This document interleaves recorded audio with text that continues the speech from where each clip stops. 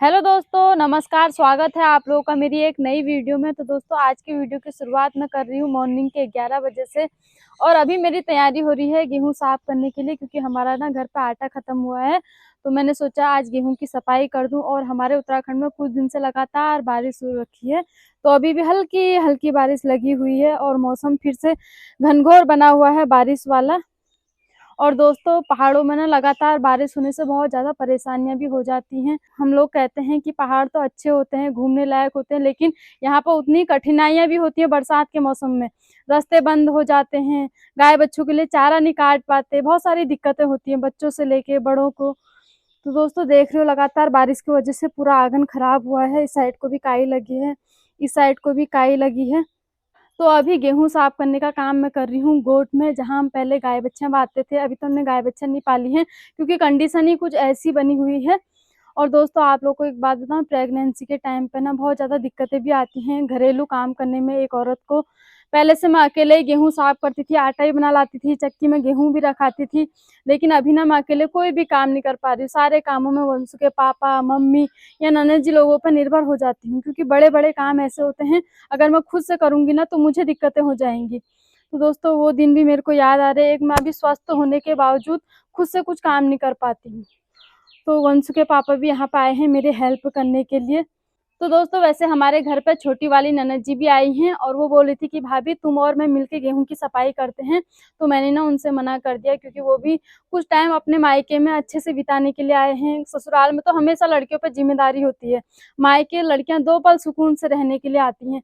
और हमारी दीदी भी अंदर अकेले ही हैं, तो मैंने कहा तुम दीदी के साथ बैठो, उनको जो भी जरूरत होगी तुम चीजें दे देना, और तब तक मैं अपना गेहूं साफ करने का काम करती हूँ। तो इस स्टोर रूम में हमने अपने गेहूं को रखा हुआ है संभाल के ड्रमों में। हैं? देखो उस वाले ड्रम में है शायद, बड़े वाले ड्रम से। हाँ। तो अभी मैं जा रही हूँ गोट की तरफ को देखने के लिए कि साफ सफाई हुई है या नहीं हुई है, क्योंकि काफी टाइम से हम लोगों ने ना अपनी गौशाला का यूज नहीं किया है, क्योंकि जानवर नहीं होते तो उतना यूज भी नहीं होता। तो सबसे पहले गौशाला में देखते हैं कि यहाँ सफाई है नहीं है। तो ये है हमारा गोट, जहाँ हम पहले गाय बच्चा बांधते थे। और अभी यहाँ हमने कुछ कुछ सामान रखा है फालतू का। इस साइड को झाड़ू है, ये गज्जे वगैरह हैं। तो सबसे पहले ना मैं इसकी थोड़ी बहुत सफाई कर देती हूँ, क्योंकि यहाँ पर बहुत ज़्यादा मिट्टी हुई है, धूल धाल हुई है। और खाने वाले अनाज की सफाई साफ सुथरी जगह पर होना तो मन भी अच्छा लगता है। तो दोस्तों, गेहूं की सफाई में ना बहुत ज़्यादा दिक्कतें भी होती हैं। सुबह से गेहूं को उठाना होता है, उतनी बार झुकना होता है, फिर खड़े होना पड़ता है। और कहते हैं प्रेगनेंसी में ना बहुत ज़्यादा ध्यान रखना चाहिए। लेकिन हमारे घर की कुछ औरतें होती हैं जिन पर अकेले जिम्मेदारी होती है, उनको करने भी पड़ते हैं। और इस वजह से ना उन्हें बहुत ज़्यादा दिक्कतें भी आ जाती हैं किसी किसी को। हमारी जैसे दीदी को आ गई, दीदी अकेले थे, उन्होंने प्रेगनेंसी में खुद ही काम किए, तो इस वजह से उनको ना ब्लीडिंग हो गई 5 महीने में। भारी भरकम सामान भी उठाना होता ही है, कपड़े भी होते हैं, झाड़ू पोछा सभी काम होते हैं। और अकेले में इंसान के पास टेंशन भी रहती है कि मुझे ये भी करना है वो भी करना है। तो हमारे घर पे तो मम्मी के सपोर्ट की वजह से मेरा बहुत ज्यादा आराम रहता है, लेकिन आज उनकी ड्यूटी है, तो वंशु के पापा मेरे सपोर्ट के लिए खड़े हुए हैं। चलो फिर तुम ना पहले पंखा ले आओ। पंखा ले आओ।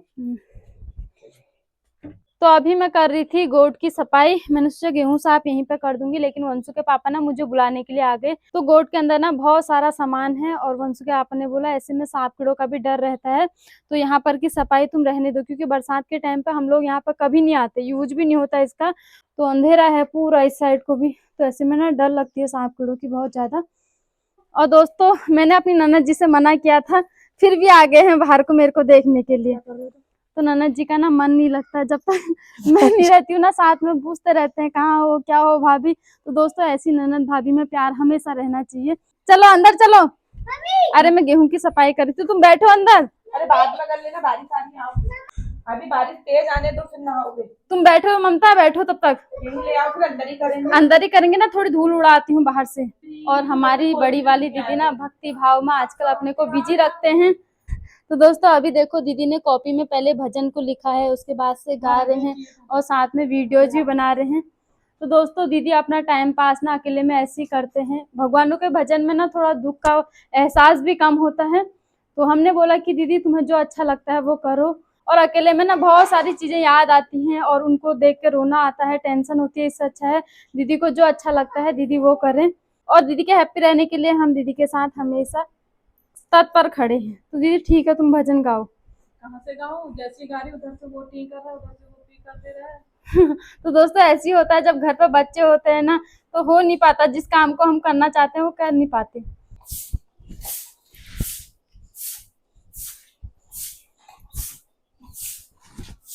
तो दोस्तों अभी मैं और वंशु के पापा आए हैं गोदाम में गेहूं ले जाने के लिए। तो उससे पहले ना मैंने मम्मी को कॉल किया, क्योंकि मुझे पता नहीं था कौन से वाले ड्रम से गेहूं पुराने हैं, कौन से वाले ड्रम में नए गेहूं हैं। तो हमारे पहाड़ों में कहते हैं ना, नए गेहूं नहीं खाने चाहिए, पहले पुराने गेहूं को खाना चाहिए।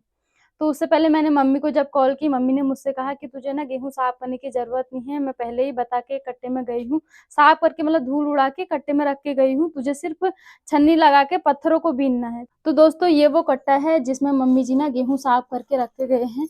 तो एक बार में कम से कम हम 30-40 किलो पिसा लेते हैं। तो दोस्तों कुछ टाइम पहले ना मम्मी की छुट्टी थी, तो उस समय मम्मी ने एक्स्ट्रा गेहूं की सफाई भी कर ली, क्योंकि मम्मी को पता था कुछ टाइम बाद मेरा भी पेट बड़ा हो जाएगा, प्रेगनेंसी की वजह से मुझे बहुत ज़्यादा दिक्कतें आएंगी। तो अभी मैं भी आगे के आंगन में पहुंच गई हूँ, और वंशु के पापा ने जो गेहूं है वो नीचे तिरपाल पे लौटा दिए हैं, और साथ में मैं लेके आ गई हूँ छन्नी।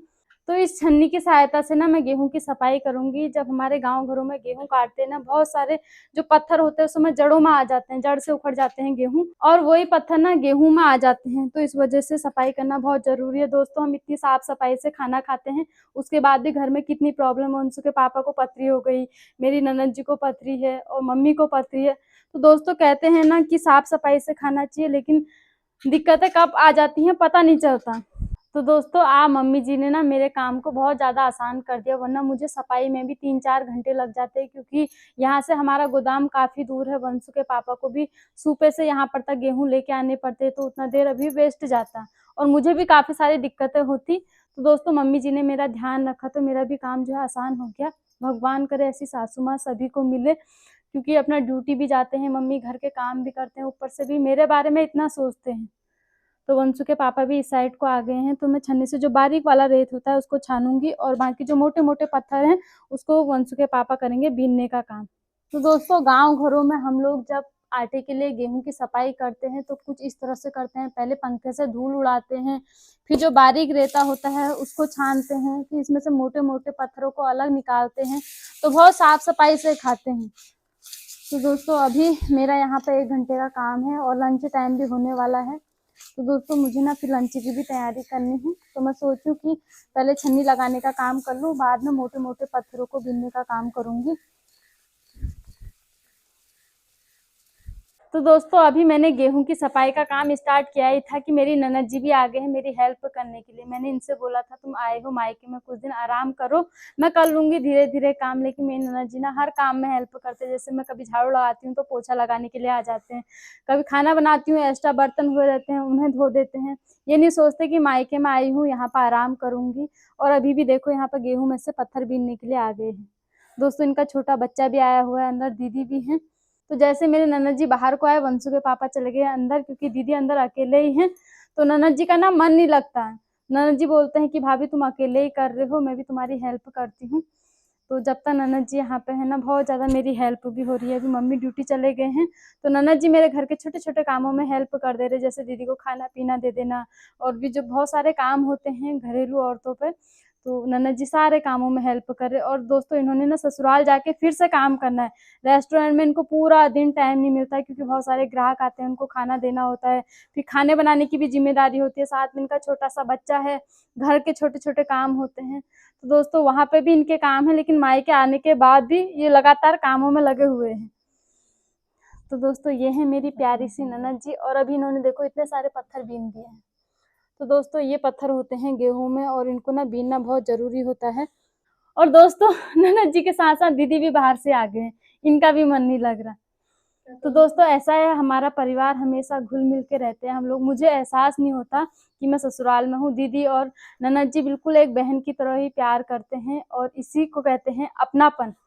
तो दोस्तों अगर दीदी का बस चलता ना, दीदी नीचे बैठ जाते, लेकिन अभी डॉक्टर ने मना कर रखा है नीचे बैठने के लिए, सीढ़ियाँ चढ़ने के लिए, भारी सामान उठाने के लिए, बहुत सारी ऐसी चीजें जो दीदी को ध्यान में रखनी है। काम तो रोज का लगा हुआ है। तो दीदी यहाँ पर देख रहे हैं हम लोगों को काम करते हुए, और देखो इतने सारे गेहूं की सफाई करनी है मुझे। तो अब बिना देरी किए हुए मैं भी गेहूं की सफाई करती हूँ। तो दोस्तों अभी हम लोगों ने दिन का लंच भी कर लिया है और सुबह के टाइम पे ना मैंने, दीदी ने और ननद जी ने आधे गेहूं की सफाई की थी। उसके बाद से लंच टाइम हो गया था तो मैं खाना बनाने के लिए चली गई, क्योंकि दीदी को भी टाइम टाइम पे खाना देना होता है और हमारे घर में छोटे ननद जी के बच्चे भी आए हुए हैं, साथ में हमारे भी छोटे छोटे बच्चे हैं, तो उनको ना टाइम से खाना देना जरूरी होता है। तो दिन में अभी हम लोगों ने सबने खाना खा लिया है और अभी हम फिर से आ गए हैं गेहूं की सफाई करने के लिए। और दोस्तों आप लोगों को एक बात बताऊं, तो आज सुबह के टाइम पे ना दीदी ने मेरे गेहूं साफ करने में हेल्प की थी, तो उनकी ना बहुत ज्यादा कमर में दर्द हो रही है, क्योंकि ऑपरेशन के टाइम पे ना रीढ़ की हड्डी में इंजेक्शन लगता है, उससे बहुत टाइम तक पेन रहता है। दीदी को मैंने काफी समझाया लेकिन उनका मन नहीं माना उस टाइम पे, और अभी वो कर रहे हैं आराम। और जो मेरी छोटी वाली ननद जी हैं वो अपने बच्चे को सुला रहे हैं। तो दोस्तों अभी के टाइम पे मम्मी मेरी हेल्प करने के लिए आ गए हैं। मम्मी ड्यूटी से आए हैं थक के, उसके बाद से मम्मी ने मेरे घर के कामों में भी हेल्प की और अभी मेरे साथ बाहर से गेहूं साफ करने के लिए आ गए हैं। मम्मी को लगा कि अकेले ही कर रही है तो खुद ही आ गए। तो दोस्तों मम्मी ना कभी भी ये नहीं सोचते कि अकेले कर रही है काम या इसी का काम है, इसी पे थोपूं, ऐसा नहीं। मेरी ननद जी भी ऐसा नहीं करते और मम्मी भी ऐसा नहीं करते, तो इसी वजह से ना हमारे परिवार में जो है एकता अभी तक बनी हुई है। और कहते हैं बच्चे बड़ों से ही सीखते हैं, तो ननद जी लोगों ने, हम लोगों ने मम्मी से ही सीखा हुआ है कि कभी भी किसी को एक काम के लिए मत देखो, जिस पर जो काम दिख रहा है वो करते रहो। और मैं भी कभी ये नहीं सोचती कि ये मेरी ननद जी का काम है या मेरा काम है या वो मेरी हेल्प क्यों नहीं करे, और मेरी ननद जी भी नहीं सोचते कभी भी, और मेरी ननद जी भी कभी नहीं सोचते कि ये बहू है तो यही काम करेगी। सुबह के टाइम पर उनसे जितना भी हो पाए मेरी हेल्प की उन्होंने, भले ही उनका बच्चा परेशान करा था, छोटी वाली ननद जी का, दीदी के कमर में दर्द हो रही थी, फिर भी वो मेरे साथ बैठे थे ताकि इसको ये अकेले बोर ना हो। तो दोस्तों ऐसे मिलजुल के काम करने चाहिए और इसी से रिश्ते जो है ना बरकरार रहते हैं, अपनापन भी रहता है। और इसी वजह से थोड़ा मम्मी के साथ मुझे टाइम बिताने को भी मिल गया है। अभी हम लोग आपस में बातचीत भी कर रहे हैं और बातचीत करते करते ना काम भी जल्दी से निपट जाते, पता ही नहीं चलता टाइम का। कुछ रिश्ते तो इसी वजह से खराब होते हैं क्योंकि एक दूसरे पर निर्भर रहते हैं कि वो ये काम करेगा तो मैं नहीं करूंगी, मेरा काम है तो मैं सिर्फ यही काम करूंगी। तो दोस्तों इससे ना रिश्ते बढ़ते नहीं हैं और भी इससे रिश्ते खराब होते हैं। अपनेपन के लिए ना हेल्प की नजर से देखना चाहिए। अगर सामने वाला एक बार हेल्प की नजर से दूसरे को देख रहा है तो एक बार नहीं समझेगा, लेकिन दूसरे तीसरे चौथे बार उसको भी फील होगा कि हाँ यार सच में ये मेरी हेल्प करता है, मुझे भी इसकी हेल्प करनी चाहिए, और इसी से अपनापन जो है बढ़ जाता है। तो दोस्तों अभी हम लोग बाहर से गेहूं की सफाई करें ना, तो यहाँ पे बहुत सारे मच्छर और मक्खी भी हो गए क्योंकि बरसात का टाइम है और घर के आगे से ही बाड़ा है। तो अभी फटाफट गेहूं की सफाई करते हैं। और दोस्तों इस वीडियो को भी मैं यहीं पे एंड करती हूँ। और आप लोगों ने देखा होगा हमारा फैमिली में कितना अच्छा मेल जोल है।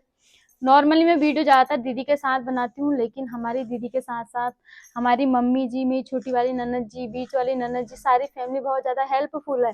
इसी वजह से हम लोगों का आज तक आपस में प्यार बना हुआ है और ये शुरू से बना हुआ है। ये नहीं कि अभी दीदी की तबीयत खराब हुई है तभी हमको उनसे लगाव हुआ है। हमारा लगाव जो है शुरू से, जब से मेरी शादी हुई है, हमारा प्यार जो है आपस में बना रहा। उस भी दीदी 1 साल तक यहाँ रहे अपने बच्चे के साथ, उनको बहुत सारे दुख थे, तो उस बीच मैंने भी मुझसे जितना हो पाता था मैं दीदी की हेल्प करती थी, लेकिन उनका बच्चा ना बहुत ज्यादा रोता था, परेशान करता था दिन भर, तो मैं दीदी को खाना पीना जितना भी हो पाता था देती थी। उस बीच भी दीदी ने ये नहीं सोचा कि यही काम करेगी, बच्चे को सुला के मेरे पीछे भागते थे कि क्या काम है फटाफट निपटा लेते हैं, अभी बच्चा सोया है।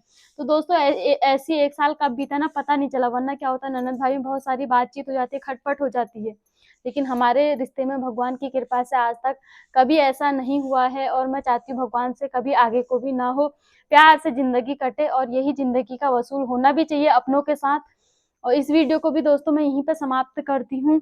उम्मीद करती हूँ दोस्तों आप लोगों को ये वीडियो अच्छी लगी होगी। अगर वीडियो अच्छी लगी तो लाइक जरूर करना और सब्सक्राइब जरूर करना मेरे चैनल को, ताकि आने वाली वीडियो का नोटिफिकेशन आपके पास आते रहे और आप अच्छी अच्छी वीडियो मेरी वॉच करो। फिर मिलती हूँ नेक्स्ट वीडियो में, तब तक के लिए बाय। जय देवभूमि उत्तराखंड, जय माता दी।